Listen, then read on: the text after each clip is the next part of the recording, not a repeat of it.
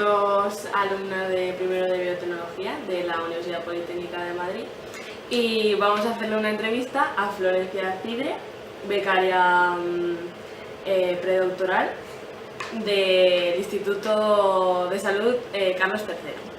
Bueno, ya lo he dicho, pero ¿a qué te dedicas actualmente? Ahora mismo estoy haciendo la tesis aquí y acabo de empezar mi cuarto año y bueno, una tesis más o menos dura eso, 4 años o algo así, entonces ya estoy de camino a terminar. Queríamos conocer el trayecto que has recorrido desde la carrera hasta tu primer día de trabajo. ¿Qué has hecho de másters o cualquier cosa de eso? Yo estudié la carrera cuando era licenciatura todavía, entonces lo que hice fue primero prácticas durante la carrera.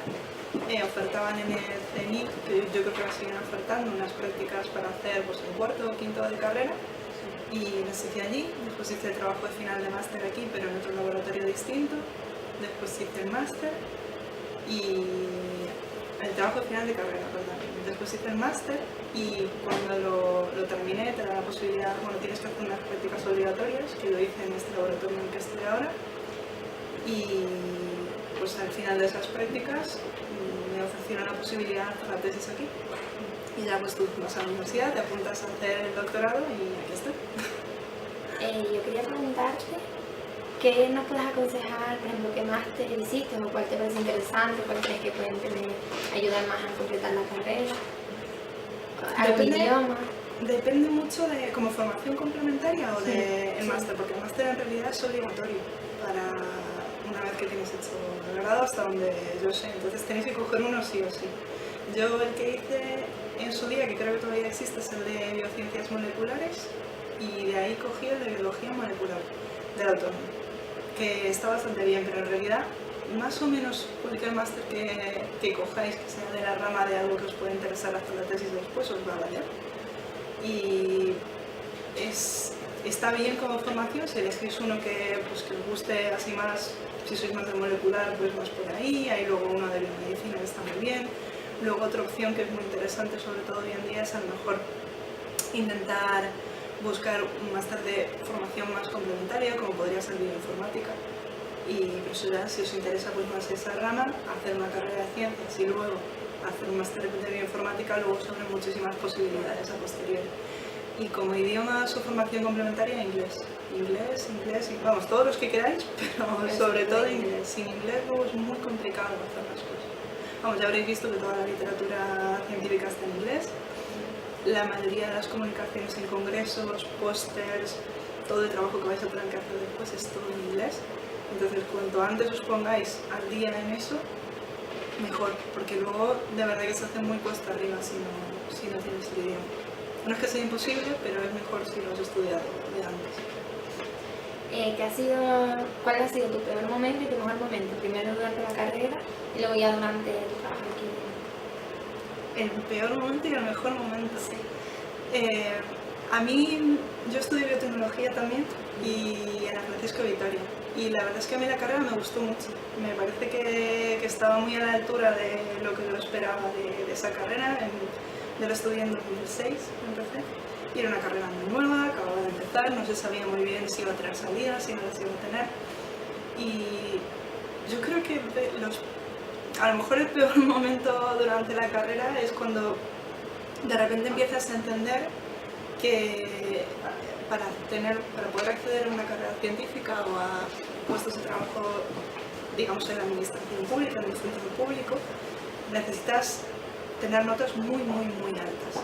Y el día que te enteras de eso y te das cuenta de que a lo mejor pues no estás en primero, estás en segundo o en tercero y tienes que empezar a apretar mucho más, pues ese es el momento más duro. Yo creo que nos pasó a todos, incluso personas que llevábamos mejores notas o lo que sea, te das cuenta de que de verdad necesitas notas altísimas, porque luego el proceso es muy, muy, muy competitivo y solamente se entra por nota de corte y si no pasas una nota de corte da igual que tengas experiencia laboral, da igual que hayas estado en 20.000 laboratorios, que tengas publicaciones, da exactamente igual. Lo único que importa a priori es con qué notas salgas tú de la carrera y el máster que hagas luego, que te hace una media ponderada o lo que sea, y con ese número, eso es lo que tú eres. Y a partir de ahí tienes que empezar a intentar construir. Y luego, yo sé que puede parecer muy duro, pero a mí me hubiera encantado que el primer día de clases alguien hubiera venido y me hubiese dicho, oye, que es que si no tienes a lo mejor un 9 de media, ni siquiera intentes empezar con esto porque luego no vas a ir a ningún sitio.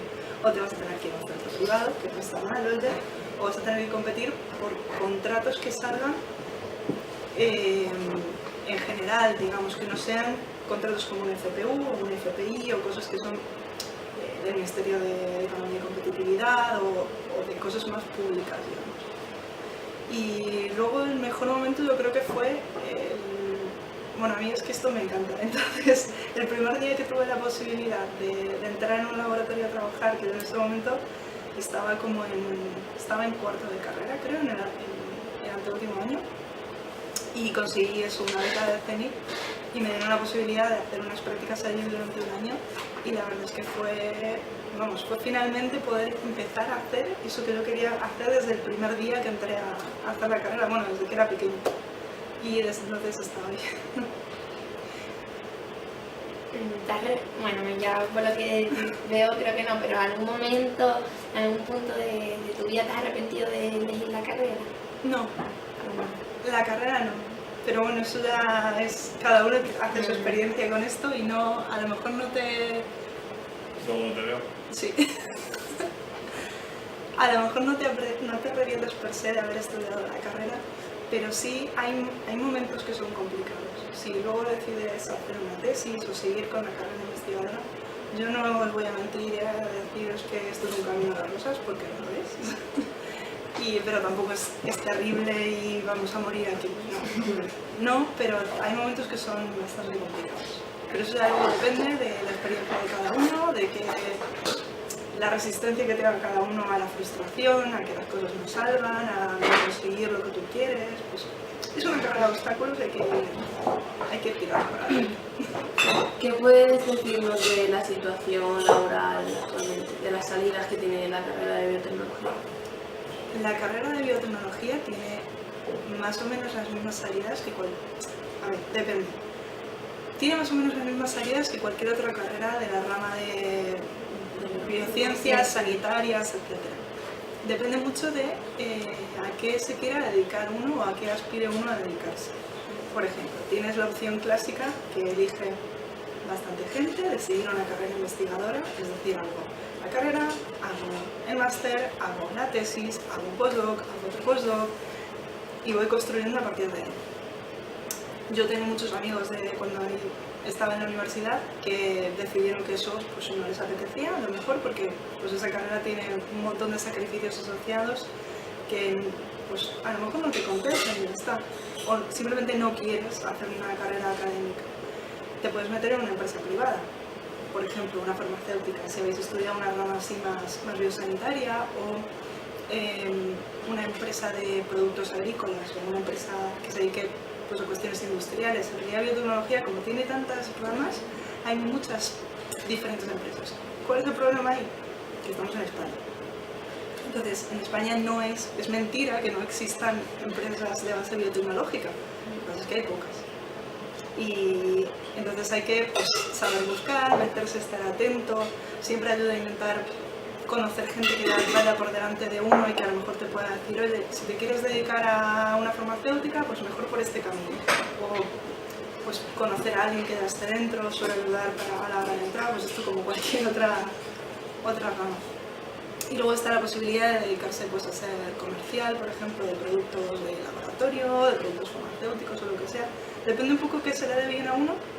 Y luego siempre está la posibilidad de montar tu propia empresa de base biotecnológica, que parece que esto es ya complicado, me vas a mirar, parece que esto es muy complicado, pero si hay empresas de base biotecnológica será porque alguien las ha hecho. Claro. Entonces, esa opción está ahí. Y la cuestión de que mucha gente entre en esta carrera queriendo hacer carrera investigadora no significa que a lo mejor en un momento dado digamos, yo a lo mejor tengo una idea muy buena y quiero montar mi propia empresa. Pues eso está ahí. Seguro que es complicado, pero oye, ahí está. Al comenzar tus estudios, ¿pensabas que tu trabajo iba a ser como es ahora mismo? Es difícil saber. A ver, no. La respuesta corta es no. No. Porque yo no me imaginaba que el trabajo de laboratorio iba a consistir en lo que consiste en realidad. ¿Por qué? Es porque nunca había estado en un laboratorio en realidad. Entonces tú te imaginas pues, lo que ves en las películas, lo que te cuentan, lo que escuchas en la radio, lo que ves en los periódicos, lo que ves por ahí, y al final todas esas cosas pues te dan como una sensación de lo que hacemos aquí que luego sí pasa, pero no es todo el tiempo. Yo no me imaginaba que había tantísimo papeleo detrás de un laboratorio, por ejemplo, que en muchas partes del tiempo no estás. Hoy me habéis pillado con la bata puesta, pero es muy normal que esté en el ordenador preparando cosas o eso, muchísimo papeleo, teniendo que escribir luego tus resultados, teniendo que trabajar en todo eso. Yo creía que era más, pues llego, me pongo unos guantes y hago unos experimentos. Y eso pero no creía que era todo. Tiene mucho, bueno, ahí lo veis, o sea, hay muchísimo papel detrás del trabajo de laboratorio que yo no sabía que existía. Hay muchísimo análisis de datos, no sé, a lo mejor fue muy ingenuo pensar que eso no estaba ahí, pero sí que está. ¿Me puedes contar un día de trabajo? O sea, desde que te levantas, ¿qué haces más o menos aquí en un día normal? Día normal. Sí. Eso yo creo que cada uno se organiza un poco dependiendo de qué te viene mejor. A mí me gusta organizar los días el día anterior, entonces yo por la tarde antes de irme pues me organizo. Pues mañana quiero hacer estos experimentos, ya me los dejo pues escritos en mi cuaderno de voy a hacer esto, voy a preparar esto, tal. Me fijo que esté todo colocado, si tienes que reservar algún aparato o alguna habitación, lo que sea, pues lo dejas reservado y ya al día siguiente cuando llegas pues ya lo tienes y no tienes que pensar.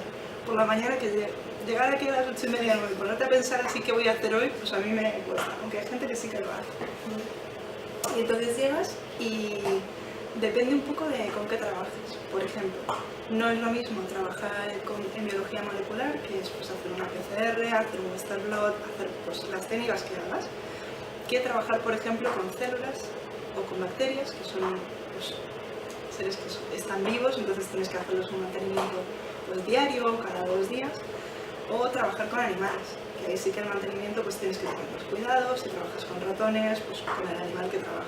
Entonces, dependiendo de la fase de tu tesis o de tu trabajo en el que estés, puede ser que estés haciendo cosas más moleculares, cosas con animales o cosas con células o todo a la vez. Entonces, nunca hay un día tipo, a lo mejor en un laboratorio de diagnóstico como el que tenemos nosotros también, pues es más rutinario el trabajo que puedes hacer. Pero en un laboratorio de investigación depende mucho de qué es lo que te toque hacer en este momento de tu investigación. Lo mismo estás con ratones, que estás con células, que estás haciendo muchos experimentos moleculares, depende. ¿Nos puedes resumir, o sea, si tuvieras que elegir una palabra para describir tu trabajo, en este caso la tesis, ¿qué utilizarías? Para describir la tesis, Tu trabajo. Sí, el trabajo que tienes que tener ilusión. Sí, vamos, ilusión y constancia. Si no tienes esas dos cosas, es muy difícil que lo puedas sacar adelante porque pues yo supongo que como todos los trabajos tienen muchos momentos complicados y muchos obstáculos que tienes que superar.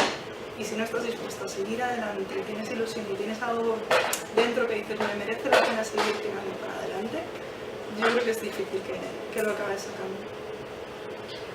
A ver, y creo que ya sabemos la respuesta, pero ¿te ha compensado o sea, lo difícil que ha sido llegar hasta tu trabajo para lo que estás ahora haciendo?